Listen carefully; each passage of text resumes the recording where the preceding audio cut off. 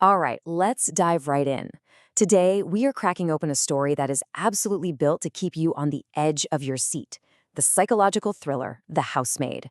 We're going to unpack the setup, get to know the characters, and really feel the tension that makes this story tick. So let me just start by asking you something. Imagine you had a chance, a real chance, to completely wipe the slate clean, leave your past behind, and build a brand new life. The only catch? You have to put all your trust in complete strangers.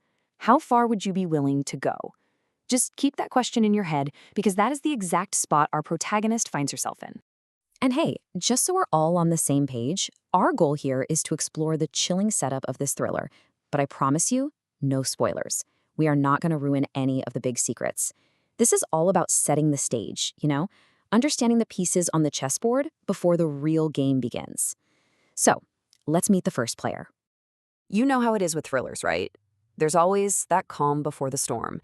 And for our main character, that calm comes disguised as what looks like an absolutely perfect, almost too good to be true opportunity. So this is Millie Calloway. She is at a serious crossroads. She's on parole, and her one and only goal is just to stay on the straight and narrow. She's vulnerable, she's determined, and more than anything, she is just desperate for a steady job, something that will finally give her the stability to leave her past in the rearview mirror for good. And then, boom, she finds it. A literal dream job. It's a live-in housemaid position for the super wealthy Winchester family. We're talking a beautiful house on Long Island, a family that seems to have it all. I mean, it is the ultimate fresh start, an escape into a world of total security. Or so it seems. But of course, a house is only as welcoming as the people living inside it. So now that we've seen this gorgeous setting, it's time to meet the Winchesters, the couple right at the heart of this whole mystery. Okay, this is where things get really interesting. You can see the tension just laid out right here. First, we've got Millie, and her big conflict is mostly internal, right? Can she escape her past? Then you've got Nina Winchester, the rich wife. Her polished image immediately makes you wonder, what is she hiding? And finally, Andrew Winchester, the charming husband who seems, well, perfect. And in a thriller, that is the biggest red flag there is. The question is obvious. Is he too good to be true? So you can probably guess what happens next. That perfect, polished image of the Winchester household? Yeah, it doesn't take long at all for some pretty serious cracks to start showing. That dream job very quickly starts to feel a lot more like a nightmare. And this just perfectly shows the confusing, dizzying world that Millie gets thrown into. On one hand, you've got Nina, whose behavior is just erratic, unsettling. There are even these dark rumors about a violent past. But then, on the other hand, there's Andrew.